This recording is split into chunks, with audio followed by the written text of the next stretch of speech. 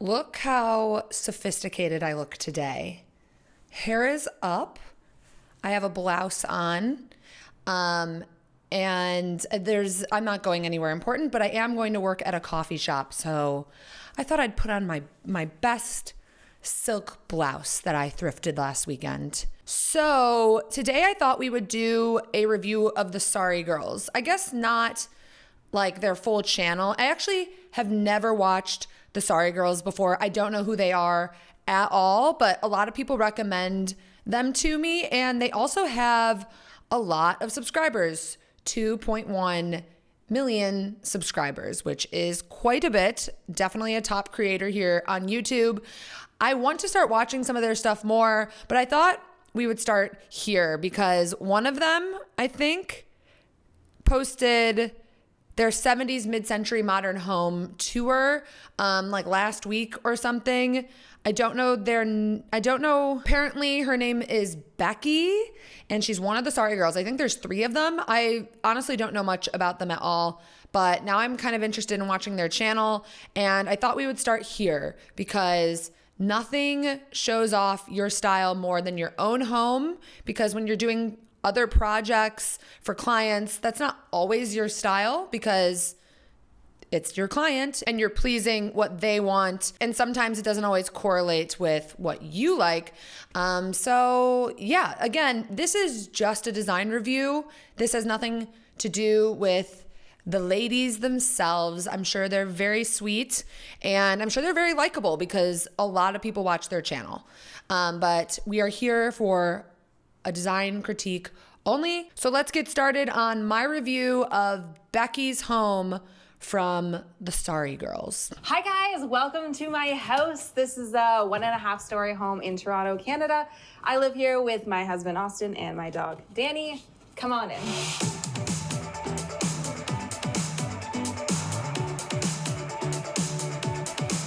All right, welcome to my kitchen. This is one of the spaces that I redid the most recently. I wanted the space to feel really bright. Honestly, I don't really know her style, so it's interesting that we're going into a kitchen that's pretty generic. It doesn't really give me a good idea of, what her taste is because it's a pretty general kitchen. I don't hate it. I like the light fixtures that she used, and she's right. Like, redoing a kitchen is honestly such a huge undertaking, so you do want to make sure it's a little timeless. But I don't know. I feel like she could have done something a little bit more unique with maybe the granite. I actually really don't like how this granite goes like up and like has like this weird jagged edge over here. I don't know. I guess it's just not as interesting as I thought it was going to be considering they have such a large following. But we are just in the kitchen and honestly, it's a good kitchen. Like I can't say anything bad about it. I like all of the neutral colors and I like a small kitchen too, so. This bank of cabinets was something I added. It was not here in the original kitchen, but this space was empty space without it, so I think it works a lot better like this. Honestly, that is so smart to just extend the cabinets underneath the window because a lot of times, you put your kitchen table there and then it's just like an empty wall, and she definitely had enough space to kind of just extend it. Honestly, so smart. Love it. The original kitchen had this small glass and stainless steel range hood above the stove here, but I thought it looked a little small in the space. So what I did was enclose the whole thing in this black lime wash hood, and I think it just makes the space feel much more grand. I do like the hood over the stove, just a nice simple black sleek hood. I don't know, this kitchen, she picked a lot of nice features for it. The countertops are original to what was here when I bought the house, but the backsplash was something I did all on my own, retiled it all in this really nice kind of overgrouted stone. I will say I don't really love the countertops, but I guess if you're on a budget, it's not the worst thing to keep. I do really like that backsplash, actually. I don't know, if it goes with the countertop. I don't know. It's a lot of little stones, but I like that backsplash. I like a natural stone look, and she did it all herself. And if you're ever scared to redo your backsplash, it's actually a lot easier than you think. That's one DIY that makes a huge difference that I think a lot of people are scared to do. And it's not hard to redo your backsplash. I redid it in my bathroom and my kitchen in my old house, and I taught myself. YouTube. Over on this wall, this was just a blank wall that closed in the fridge before, but I decided to add these little wall shelves that were, again, a DIY project. Honestly, I can relate to her a lot because I had a really small kitchen in a small apartment or condo back in Chicago, and any blank wall that I had, I added in shelving. So I think it was a great use to add in those like little shelves for her cookbooks and stuff. So if you have a blank wall anywhere in your small home, put a shelf or a mirror. This is our living room. This is where we spend most of our time hanging out. Okay, there's a lot going on in this family room. The chartreuse curtains, I think, are a nice addition of color. But other than that, I'm not really seeing any pieces I love. I do think that the piano is great, and she has that really great IKEA circle mirror. I don't like the cabinet under that with like the hats on the knobs. There's just like a lot happening. But you know, it's realistic and it's lived in. But let's see if there's like some specific pieces that I might love. We like to host a lot, so having a big L-shaped couch was very important to me. This one not only looks great, but it does seat a lot of people. Handmade by me, it's all made out of sheets of ply, and it was custom made to fit all of these different design books that I have. While I'm not a huge fan of the side table, I do like that it's unique compared to some of her other furniture pieces, like the sofa and the rug and the coffee table all are pretty generic. So, you know, I love a unique piece. Up here we have the disco ball. I love it paired with the heavy curtains. It just gives me like retro concert vibes, which I love. Okay, while I'm not a big fan of the disco ball, I don't know how to feel about disco balls. Like, I know I would never have a disco ball, and if I did, I just don't know if it would be in my family room. I like the heavy curtains with the disco ball. I don't know. It doesn't feel very adult, if that makes sense. Not that she has to have adult style, but it's definitely not mine per se. But you can see little moments of her mid-century home coming in now with that really cool fireplace, which I feel like she's about to talk about. In this corner, we have my vintage electric fireplace. This is hands down my favorite thing in the entire house. This was another Kijiji find, which is like Canadian Craigslist. Okay, I definitely thought that was like an authentic fireplace that came with this mid-century home. So I'm just interested to see what in this home is actually 70s mid-century, because that's the title of the video. But I haven't really seen any like architecture that's showing that yet. These speakers that are on either side of my TV are one of my best thrift finds ever. I actually got them at a local thrift shop when we were up shooting an episode of Upgrade My Stay. I actually really love these like wall-mounted vintage speakers. They're kind of in like a weird place, but I like the idea of a wall-mounted vintage speaker, and then you could like use it as a side table. They're just like kind of placed weird. I don't know.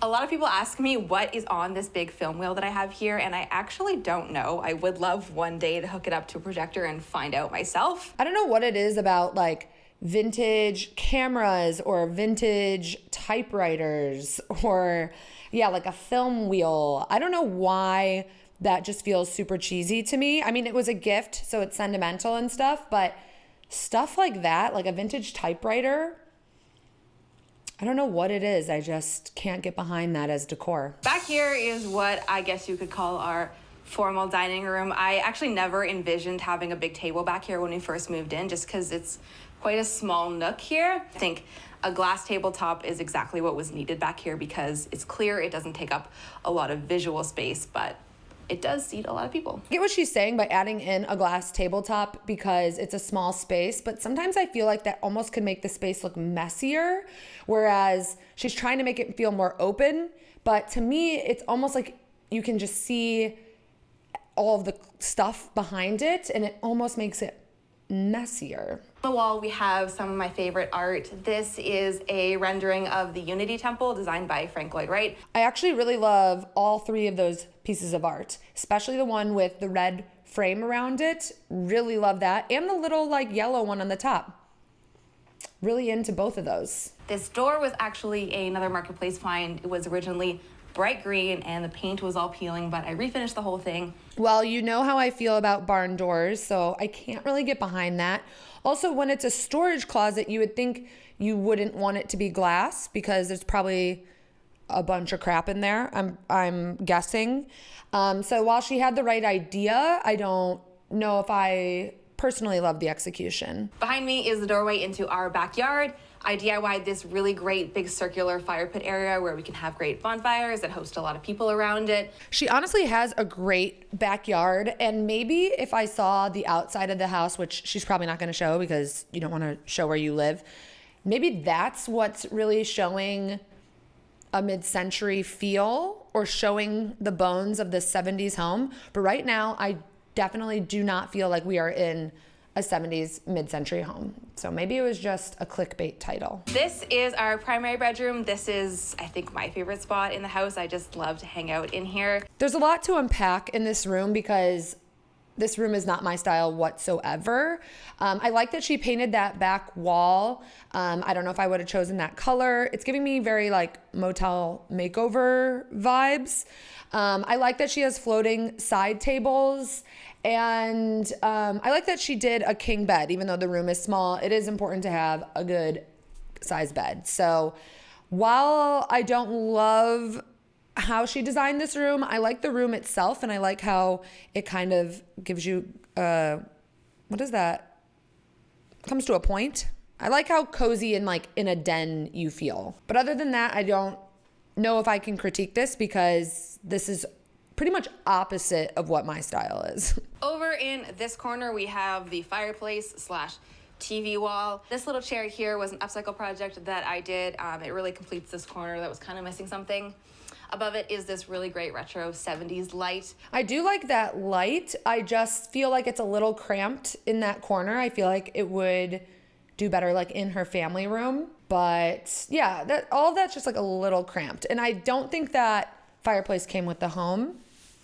So it's just interesting. The fireplace insert itself was another marketplace find, but the whole surround to it I built myself. I don't know how I feel about this whole area. I do like the idea of bringing in like a faux fireplace. You can find like really cool vintage ones off of Craigslist, even ones that like don't work. I think just like kind of look cool in a room. I like all of her ideas, like putting a fireplace in the room, creating a frame around the TV.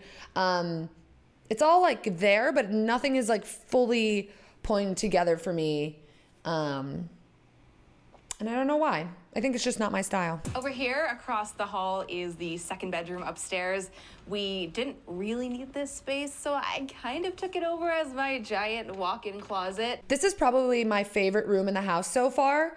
She has really cool light fixtures, one like kind of hanging next to like a lounge chair. She has really cool shelving that like fits perfectly on that back wall.